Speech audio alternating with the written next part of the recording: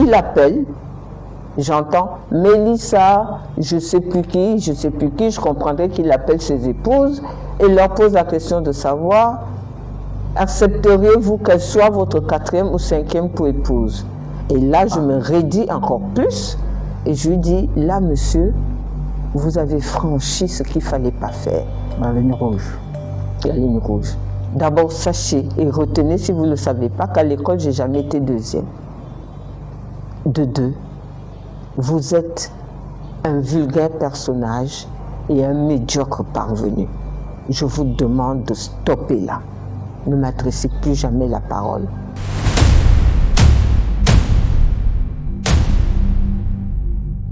Je me suis souvent demandé ce qu'il reste d'un homme lorsque le vacarme de l'or, les rumeurs des salons ministériels et la terreur des cachots se taisent enfin. En regardant cet entretien mené par ce confrère journaliste, Florentin, devenu depuis lors un spécialiste incontournable des questions de justice au Cameroun, je me suis laissé saisir par l'intensité brute de l'instant. C'est face à lui, face à son micro et à sa caméra que Maître Esther Félicité Ziefman a choisi de livrer ses déclarations choc. Comme on dépose un fardeau trop lourd ou lorsqu'on lance un pavé dans la mare des silences complices. Devant les images de ce face-à-face, de cet entretien, de ce travail journalistique, j'ai compris que les mots ont une mémoire et que certaines vérités retiennent les âmes. Je n'ai pas cherché la réponse dans la froideur des codes des procédures pénales. Ma mémoire m'a ramené à une lecture nocturne, celle des pensées de Marc Aurèle sur la citadelle intérieure. L'idée qu'il existe en chaque être une part inviolable que ni les puissants, ni les bourreaux, ni la morgue des fortunes insolentes ne peuvent corrompre. C'est en mesurant la distance abyssale entre l'assurance d'un homme d'affaires habitué à voir le monde ramper à ses pieds et la dignité minérale d'une femme en robe noire que j'ai vu s'écrire le véritable climax de l'affaire Massinel Soko. Dans cet échange, dans ce récit de ce huis clos, le masque du pouvoir a rencontré le miroir de sa propre vérité. Monsieur de l'accusé Amourou Belinga, j'éviterais de l'appeler monsieur parce que pour moi, il n'est pas un monsieur.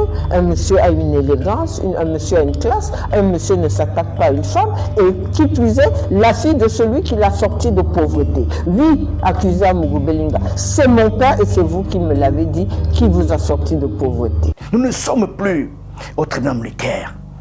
Nous sommes dans les studios d'Amplitude FM, là où la voix de Massinel Soko résonnait avant que la nuit ne l'emporte. Raconte l'avocate, l'atmosphère y est suffocante, saturée d'une électricité invisible, lourde comme l'air qui précède les grands effondrements tropicaux. Le transport judiciaire ordonné par le tribunal militaire vient de s'achever.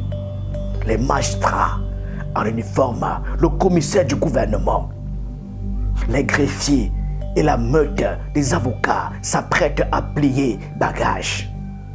C'est dans ce moment de flottement où la justice humaine range ses papiers que le drame bascule dans l'intensité du tragique. Un homme s'avance, Jean-Pierre Amourou Belinga. Face à lui, une femme, Maître Esther Félicité Ziefman.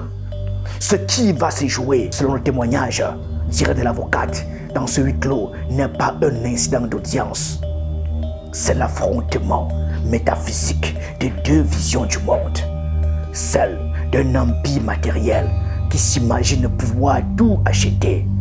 Les corps, les consciences, les lignées et celle de l'aristocratie de l'esprit. Celle qui sait qu'un nom porté comme un blason ne se négocie pas plus qu'on ne marchande le sang d'un martyr.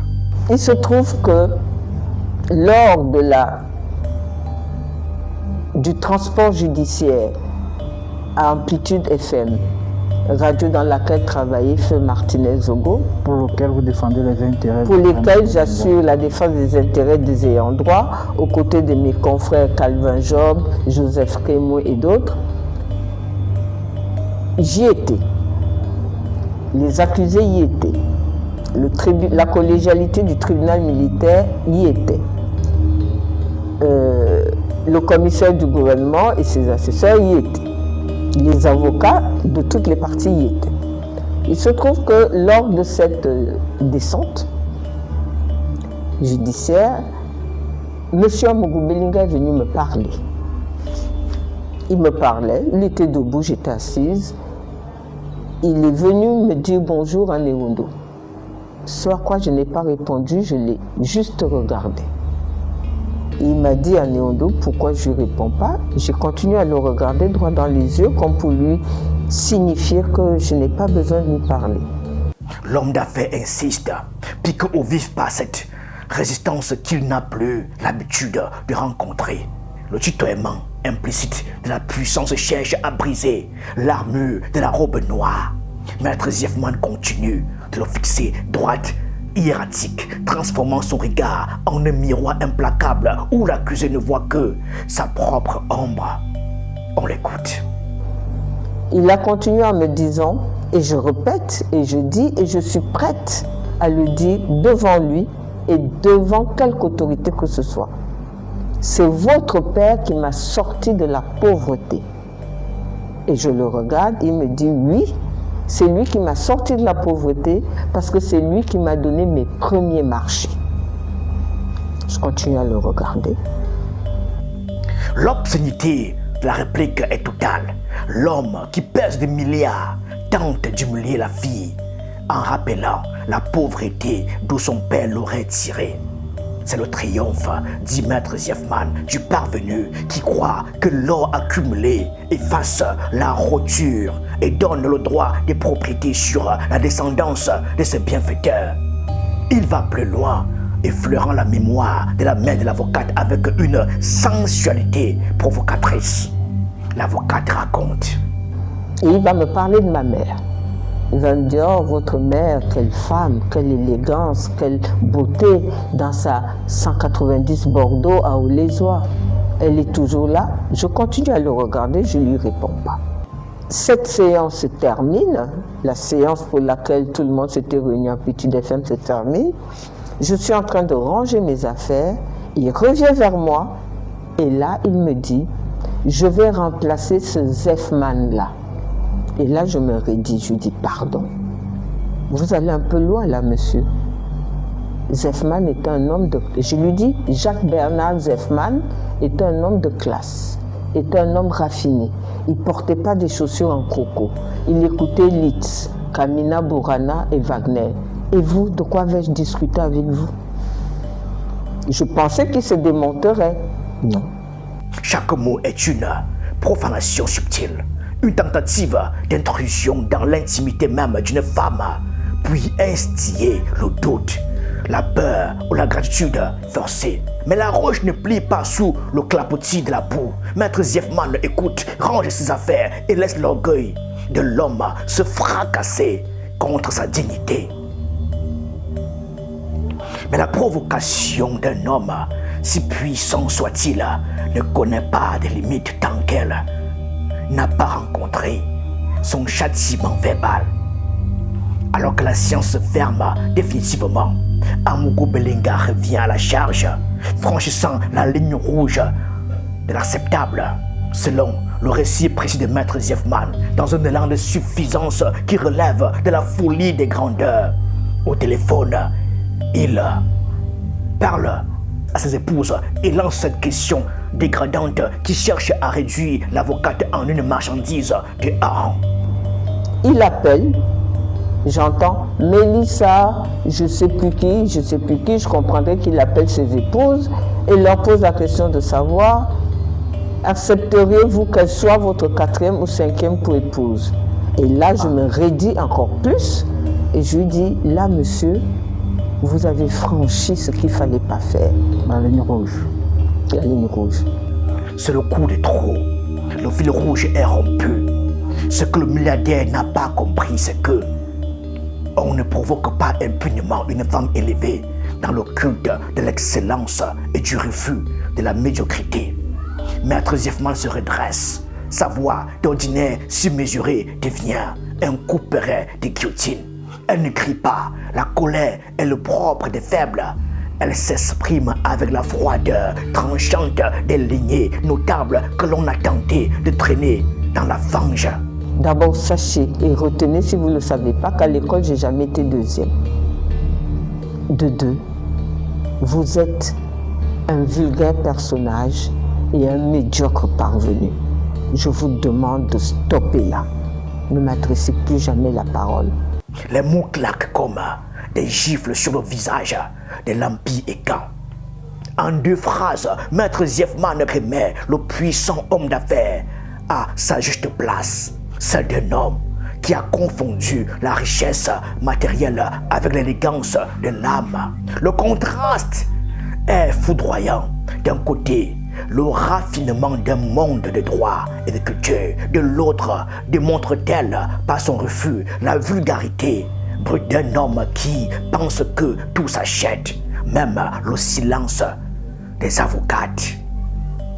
Les jours suivants, le clan adverse tentera bien de laver l'affront en déformant la scène dans ce que Maître Zeffman qualifie ici de leur feuille de chou et sur les plateaux de leur télévision aux ordres. Mais le coup est porté, la peur a changé de camp. Je pense que j'avais allumé les feux, puisque quelque temps après, ils vont d'abord sortir un journal dans ce qu'ils appellent journal, cette feuille à chou. Ils vont sortir ça, les mêmes mots à peu près, qu'ils vont reprendre à la télévision. Ces gens-là ne me font pas peur. Ces gens-là ne me font pas peur, lâche-t-elle. Et l'on comprend que la forteresse d'argent vient de se heurter à une muraille d'intégrité. Le drame psychologique quitte alors le cadre étroit d'Amplitude FM pour prendre une dimension internationale, révélant, selon elle, la puissance tentaculaire d'un réseau qui protège les assassins de Martinez-Zogo. L'intimidation ne se fait plus face à face dans la chaleur de Yaoundé. Elle emprunte les canaux feutrés de la diplomatie et des pressions familiales, traversant les océans pour tenter de briser la volonté de l'avocate. Maître Zeffman révèle ce Maître Tchunga lui-même, l'ancien bâtonnier à la rhétorique d'appareil qui se charge de transmettre le message de la peur. Il appelle le frère de Maître Zeffman, ancien fonctionnaire des Nations Unies installé dans le confort et la sécurité de New York. L'appel n'est pas une menace directe. Les hommes de pouvoir savent masquer la violence sous les dehors de la sollicitude. C'est un avertissement amical, une invite à la soumission déguisée en conseil de prudence fraternelle. Écoutez le récit qu'en fait Maître Zeffman avec un calme qui confine au sublime. Je lui pardonne à mon confrère Tchunga, qui se vant d'avoir été ancien bâtonnier. Quand on se vant d'avoir été ancien bâtonnier, on a une lourde charge. Je lui pardonne tout ce qu'il fait contre moi. Je lui pardonne même d'avoir appelé mon frère, ancien fonctionnaire des Nations Unies, qui vit à New York. Et c'était au mois d'octobre. Et de lui avoir dit de me demander de me méfier, car ses clients ont des bras longs jusque chez les politiques du Cameroun. Politiques que je ne connais pas, que je respecte. Voilà. Pour Maître Zeffman, cette tentative d'étouffement familial produit l'effet inverse. Loin de l'effrayer, elle la conforte, la cimente dans ses attitudes. Cette invite à plier le genou devient le carburant de sa sainte colère. Elle ne reculera pas d'un pouce, puisque le pouvoir a des bras longs. Elle aura le bras de la justice pour les couper. Mais cette seule invite à la soumission m'a conforté dans mes positions, m'a conforté dans mes convictions. que je dois continuer dans ce dossier. Parce que je l'ai promis à Martinez. Parce que dans mon cabinet, il y a une photo de Martinez et que chaque jour, j'allume une bougie. Je ne le connaissais pas. Je l'ai promis à son épouse, à ses ayants droit et à lui-même. Et je voudrais leur dire, nous allons courir. Ils pensent avoir gagné. Ils n'ont pas gagné. Les Camerounais se sont retournés contre eux. Nous touchons ici au cœur mystique de l'engagement de Maître Ziefman. Maître Esther Félicité Ziefman. Ce procès n'est plus une affaire de gros sauts, de rapports d'experts ou de dénominations juridiques. C'est un sacerdoce noir, une quête de rédemption poétique et tragique. Dans le secret de son cabinet, la rationalité du droit s'efface devant le sacré. Sur sa table de travail, il y a cette photo de Martinez Zogo, cet homme qu'elle ne connaissait pas de son vivant, mais dont elle est devenue la veuve judiciaire, la gardienne de la mémoire. Chaque jour, un rituel immuable s'accomplit. Elle allume une bougie. La scie coule, la flamme danse et dans cette lueur, le spectre du journaliste assassiné dialogue avec la conscience de l'avocate. Elle lui a fait une promesse, ainsi qu'à son épouse et à ses ayants droit. Et chez les Ziefman, les promesses faites aux morts sont des lois intangibles. Quand on l'interroge sur sa sécurité, sur les risques réels d'une élimination physique dans un pays où les journalistes finissent torturés dans les broussailles, le ton de l'avocate bascule dans le lyrisme des grandes tragédies antiques. Elle ne cherche pas la protection des forces de l'ordre ou des gardes du corps. En uniforme, elle invoque une armée invisible, une cohorte céleste et familiale qui veille sur ses pas. On l'écoute.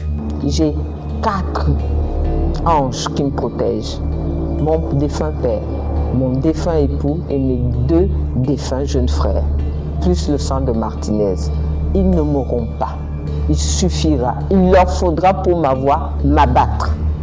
Celui qui écoute est saisi d'un frisson sacré. 4 morts de sa propre chair, convoqués comme une garde rapprochée, spirituelle, mêlée au sang encore chaud du martyr national. Maître Ziefman parle depuis l'au-delà de la peur. Elle a déjà fait la paix avec sa propre faim. Elle sait que face à des hommes capables d'arracher les ongles d'un journaliste, la seule réponse possible est le mépris absolu de la mort. Sa vie n'appartient plus au calcul des politiques du Cameroun. Elle appartient à l'accomplissement du serment. Et dans une formule d'une puissance tragique inouïe, elle scelle l'immortalité de sa stratégie. Et même s'ils m'abattent, Joseph Kemoun, Calvin Job et les autres continueront dans la stratégie que nous nous sommes fixés. Et je peux leur faire pleinement confiance si je n'étais plus là. Le courage n'est pas l'absence de peur. C'est la certitude qu'il y a quelque chose de plus grand que sa propre existence. Maître Esther Félicité Ziefman aurait pu choisir la voie royale de la discrétion, du compromis. Elle aurait pu accepter les courbettes d'Amogo Belinga, fermer les yeux sur les zones d'ombre de l'expertise, écouter les conseils des prudences venues des gratte-ciels de New York et préserver sa tranquillité d'avocate d'affaires. Elle a choisi la poussière, l'orage et la fureur du prétoire. Elle a choisi de prêter son nom et sa voix au silence du mort. Nous allons courir. Cette phrase finale ne relève pas de la rhétorique courante des palais de justice. C'est un cri de guerre lancé à la face d'un système qui s'est habitué à transformer la justice camerounaise en un cimetière des affaires oubliées. Un grand sépulcre où l'on enterre les corps des opposants, des journalistes et des gêneurs sous le marbre de l'indifférence et de la corruption. Maître Ziefman court pour que le tombeau de Martinez Zogo reste ouvert tant que la vérité n'aura pas éclaté. Le procès poursuit sa trajectoire sous les verrières du tribunal militaire de Yaoundé. Les juges rendront leur verdict. Les politiques arbitreront leur guerre de succession dans l'ombre des ministères. Mais la grande leçon de ce face-à-face est déjà gravée dans l'histoire morale du pays. Face au sphinx de l'argent et du pouvoir, une femme seule, armée de sa seule dignité et de la mémoire de ses morts, a prouvé qu'il existe un Cameroun qui ne plie pas. La bougie brûle toujours dans le cabinet de l'avocate et sa faible lueur suffit à éclairer la nuit d'une nation entière qui refuse de mourir de son propre poison. Merci.